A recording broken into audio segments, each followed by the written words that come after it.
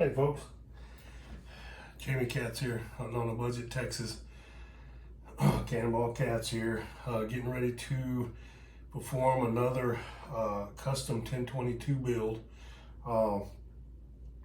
Had a previous build on, you could look it up on Hunting on a Budget Texas, and my page, and I called it Franken Rifle 1.0. It was actually an Azimuth Technologies 1022 that I had removed the barrel from, and didn't really remove the stock.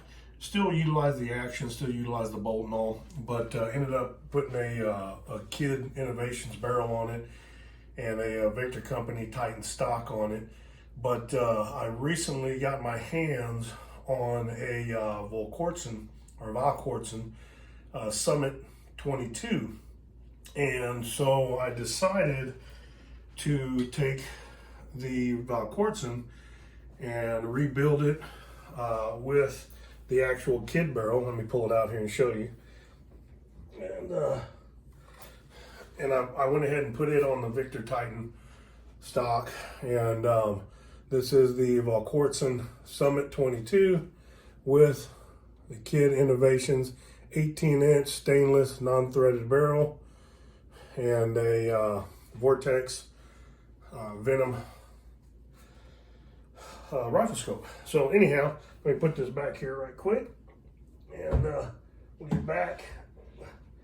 So what I've got to do now, of course, is I now have to once again rebuild the Azimuth Technologies 22. So I figured I would go ahead and just do the video illustrating the entire build right quick. I think what I'm going to do is I'm going to put the Volquartsen barrel on that Azimuth Technologies, and then I'm going to go ahead and put back what was the original stock, which is this Hogue stock, which is actually quite comfortable. I actually prefer this one over this stock here. I've actually got a Hunter 700 stock that is made for the 1022, but quite honestly, this section here of the buttstock, it's just way too low. It just doesn't work without having to get an additional cheek riser for it. So I'm just going to go with this one. This one seems to work pretty good, and this is going to almost go back to the original configuration, with the exception of the barrel being a Volquartsen 22 carbon fiber 17-inch barrel with threaded in, and you know, we'll see how it does with this 1022. Basically just got the stripped action here. This is the Azimuth Technologies. Again, it's the AZTP 22, and comes with an integral Picatinny rail. Keep in mind that rail is a 0 MOA, so if you decide to shoot at longer distances than 100 out to 150 yards, being tough enough with a 22 already, but if you decide to do that, keep in mind that you need to get you some type of one-piece rail mount or something that's going to give you 20 MOA of adjustment, get you out there a little bit further. But anyhow, without further ado, basically you got everything here. Got a few tools that we have to have in place, and we got a punch, a couple other items, and essentially I'm going to get started and get this guy going. First thing I'm going to do is just what Kid always recommends. I'm put a little anti-seize. Volquartsen builds their barrels. They're actually the same maker as Kid Innovated Designs, which is a Lothar Walther barrel made in Germany, from what I understand. I believe Volquartsen has their barrels made at the same maker, and they make them with a little bit oversized, hell, I forget what this section is called here. You guys will know. So anyway, this anti-seize helps it go in a little easier. The last time I did this, I actually used a hair dryer when I put the Kid barrel in and heated this up, but I don't think I need to with this one. I think I'm just going to use the mallet and we'll kind of tap this thing into place once we get it on and try and get it leveled up the right way. So anyhow, basically all you're going to do, you're going to get it fitted right here, just like so. And try and keep it as straight as possible. What I'm going to do right quick is I'm going to check the level on it. And I don't know that it's not going to spin on me a little bit, but if I can get it fairly close, maybe when I tap it together here, it'll be a lot straighter and I won't run into any issues. Let's see, almost there, just a hair more. You don't have to have them absolutely perfect, but dadgummit, the closer the better, right? So I'm sorry for this little bit of time this is taking, but I want to make sure we get it pretty damn close. Get that last little twist on it. That's a tough thing when you get right there at that little bit. You get that last little bit there and it's like, well, one little tiny turn and it just is too much, right? That's pretty damn close right there. Okay, we're gonna go with that right there for right now. So basically all you do then is you take your rubber mallet and you just wanna kind of hold it. This is what I do. And just tap it in place. Take a look at it, looks like it's going in pretty good. Almost there, let me check the level one more time.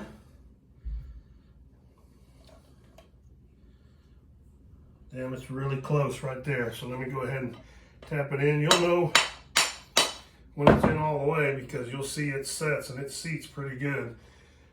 And at that point, one more level check and damn, that's really close. That's good enough. So what I like to do also, take your bolt. I know the spring's not in or anything, but just for verification, you can kind of drop that bolt in here. Let me get it in here if I can get it in place. And then kind of take it and put it in place and see. I don't know how good that focuses for you, but see if it's meeting up with that slot there. And this one is pretty dang good, so it's right there. So I'm gonna go with it just like it is. So next step, got a little bit of anti-seize there. We'll wipe that off in a minute. Next step, of course, is go ahead and take your V-block and we're going to put your V-block in place. And you know, there's a lot of controversy over the V-block, and what I mean by that is not so much installation of it, but how much torque you want to put on it. And there's a lot of controversy. You see all over the internet, and people are all over talking about this torque, that torque. Kid Innovations recommends, you know, 10 to 12 pounds only, because his specs on the barrels, he says, are so tight that, you know, that the barrels essentially hold themselves in place. And, you know, so the V-block is more just a stabilizer than anything. And really, truthfully, I tend to agree with that. I think the V-block should be nothing more than a stabilizer. It shouldn't really be holding a barrel. If you watch my last video, I gave you an example, and I don't know what point of the video it was there at the time, but in that video, I took the original stock barrel that came with this Azimuth Technologies, and I showed you it just slipped in and out of the mortise, I guess they call this right here, this part of the receiver. But anyhow, it just slipped in and out, and when fully installed, it actually had quite a bit of movement. So essentially, the V-block was not necessarily a stabilizer, but an actual support. So what I'm doing here is I'm going to do what everybody kind of says. I'm just kind of getting it taut, and then I'm just going to kind of give it a little turn and get this one nice and tight and give it a little turn. And it's not really tight at all. I would imagine that's not more than what I'm doing here, not putting much pressure on. That can't be more than 15 to 20 inch-pounds, if that. You know, there's not a whole lot there, but nonetheless, that's the way I'm doing it, and seems to work out. Everything looks good and straight here. So I'm going to take this right quick and just wipe this down. Make sure there's no extra anti-seize on there. All right, so we've got the barrel installed in the receiver. So next, of course, is the fun part. And the fun part is the bolt, man. And this thing here, there's a little bit of it's a little tricky. I never seem to get it the first time, and I'm sorry. I wish I could give you do like these guys do online that are perfect every time with it, but it doesn't work that way for me. I'm gonna give it hell here right quick, and if I can't get it first run here, I'll probably stop the video and come back and show you once it's done. But essentially, you gotta put your charging bolt in there and load it in there, and then you gotta get this section of your bolt, that little square piece there, needs to go into this notch here of the bolt, and it always seems to be troublesome for me because the bolt itself is always a little cattywampus, and I'll be a son of a gun if it didn't go right there the first time. So I'm not going to slide that back yet till I get the bolt buffer in. The bolt buffer is going to make sure that this bolt doesn't pop back out, because it will do that, and I have done it already, and it will do that, trust me.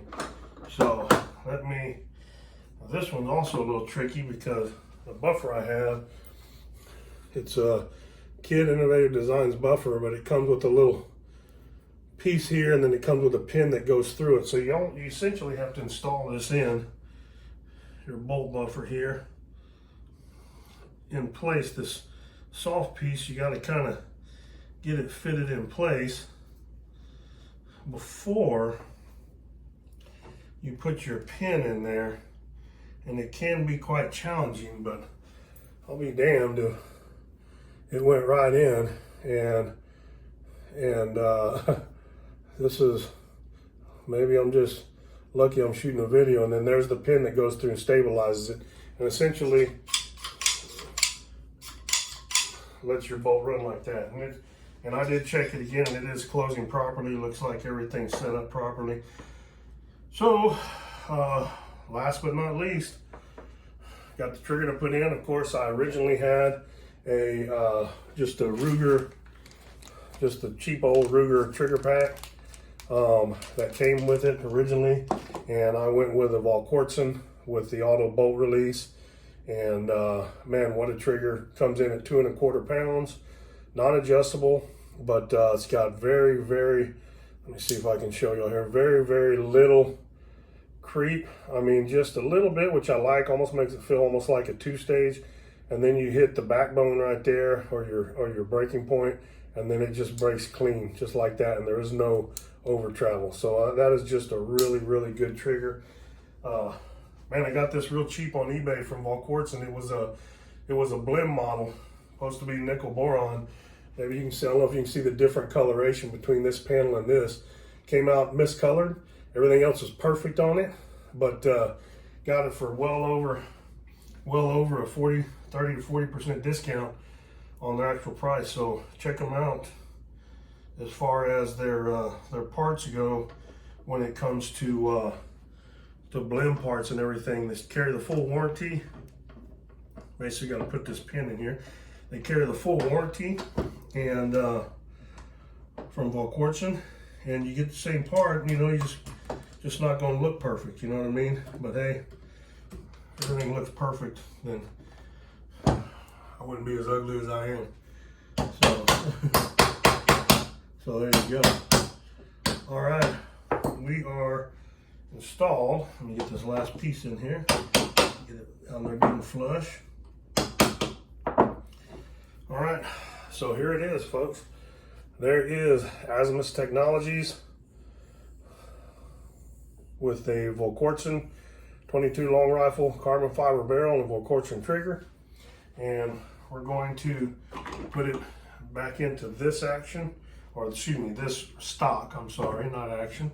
And the action screw is there already, and I'll make sure that's going to work for it. Anyhow, all right, so big thing is get your safety about midway here. If you can get it to stay. I always have trouble getting it to stay, that way it won't hang up. And then essentially, there's a little lip in here that's going to catch this gap. And so, see if I can get this first try. And of course the safety popped over all the way, so that didn't do me any good. Let me try it again here. That safety, like I say, is always a thorn in my side when I'm trying to push this through. There we go. Okay, we got it in place now. And now we're just going to have our installation of this action screw.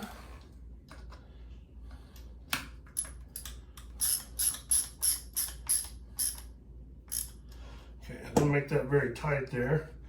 Let me set that here for one quick second and grab the torque wrench. Now you can see a bunch more controversy over torque wrenches and torquing this also. So what I'm doing is I'm doing a straight 27 pounds, and that's it. Check it again. 27 pounds, inch pounds. Okay. I like to check the back, make sure it's not wobbly, which is not. It's good and solid. Check the front, and it's solid. Everything's functioning. The last step, of course, is to grab a magazine, and I like to put a snap cap. As you can see, that's not a live round, that's a snap cap. And this makes sure, actually I put two in because I like to make sure that it feeds and extracts and then fires the other, and then I decock it at the end there, and I like to leave it decocked. So let me put two in here. Go ahead and pop this mag in here. If it'll go, which it won't go. Let me lock that bolt open. There we go. Just fighting that bolt a little bit. Here's what I like about this automatic bolt release right there. Bam, like that. You don't have to fiddle fart with that Ruger bolt release down here with the button. Boy, it's easy to open, easy to unlock. Little function check. Boom. Reset. Boom. Last one is loaded. Still in there. Everything's good. And first one ejected properly. So the firearm is functioning right. And now it's ready for an optic. I'll tell you what, folks, pretty easy. I don't know what did that take us. That was 18 minutes, so less than 20 minutes. So I'll tell you, in less than 20 minutes, if you have all the parts, you can put a 1022 together and you can have it ready to go and ready to shoot. So appreciate you guys watching. If you enjoyed the video, like it and subscribe. Trying to have more to come. And I'm going to try to eventually get some shots of some NRL 22 long rifle competitions, which I'm starting to participate in. And wish me luck. And if you have any questions, please comment below. And man, God bless America as always. You can see there, God bless Texas. And God bless you all, and God bless your families. You folks take care out there. On a Budget, Texas Cannonball Cat signing off. Till next time. Bye-bye.